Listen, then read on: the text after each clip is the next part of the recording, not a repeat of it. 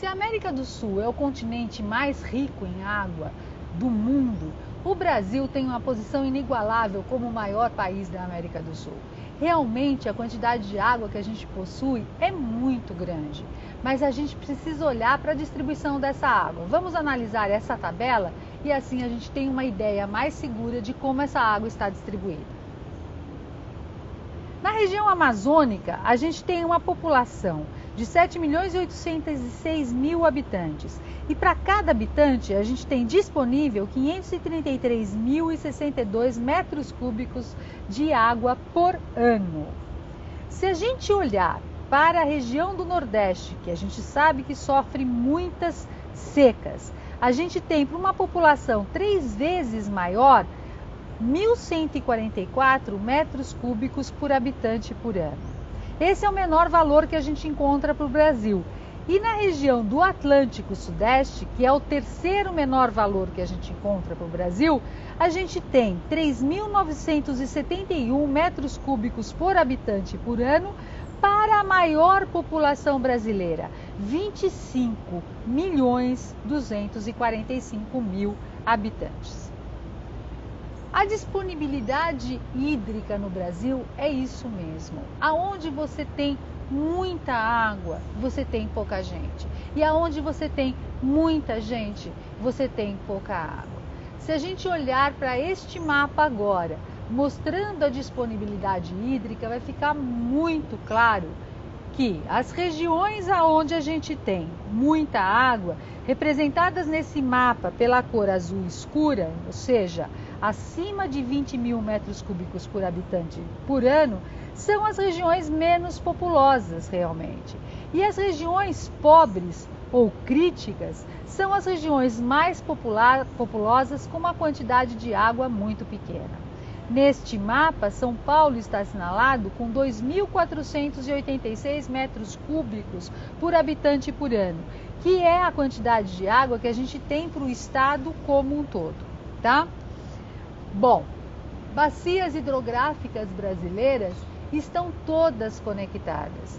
E aí, se a gente olha para essas bacias hidrográficas e olha para a demanda de água que existe para cada uma dessas bacias, a gente tem esse nosso próximo mapa.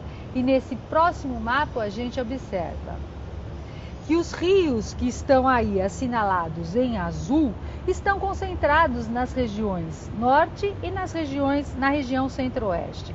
Nas regiões nordeste, sudeste, a gente percebe um monte de rio assinalado com vermelhinho ou com amarelo, ou se não ainda com um marrom, que mostra um percentual muito alto entre demanda e disponibilidade hídrica, certo? Se a gente olhar a imagem de satélite que retrata as luzes noturnas do Brasil, a gente vai observar grandes concentrações de luz justamente na costa do Atlântico. Vamos lá? Essas grandes concentrações de luz, na verdade, referem-se a grandes densidades populacionais. E se a gente cruzar essa informação com o mapa anterior das bacias hidrográficas e demanda e disponibilidade de água, a gente vai ver que aonde tem muita gente, realmente tem pouca água. Se a gente olhar para o próximo mapa, que mostra a qualidade de água, a gente também vai ficar muito assustado, porque além de ter pouca água, essas regiões são as regiões que têm a pior qualidade de água. Veja que em vermelho estão assinaladas as regiões com pior qualidade de água, considerada péssima, certo? E aí você observa nitidamente que essas regiões estão concentradas no sudeste do Brasil. Olhando para o estado de São Paulo e observando a distribuição do recurso hídrico no nosso estado, a gente vê o mesmo padrão. As regiões mais populosas do estado são as regiões que concentram as áreas com menor quantidade de água. Vamos olhar para este mapa para a gente ter essa constatação. Veja que a gente tem muita água no Vale do Ribeira de Iguape, abundante até, acima de 20.000 metros cúbicos por habitante por ano. Quando a gente vai para a região do Piracicaba e do Alto Tietê, a gente tem áreas críticas, com menos de 1.500 metros cúbicos por habitante por ano. E se a gente considerar somente a região metropolitana de São Paulo, a disponibilidade hídrica que a gente tem nessa região, ou seja, a água que é produzida nessa região é 201 metros cúbicos por habitante por ano. Assim como a água que é produzida na bacia do Piracicaba é de 408 metros cúbicos por habitante por ano.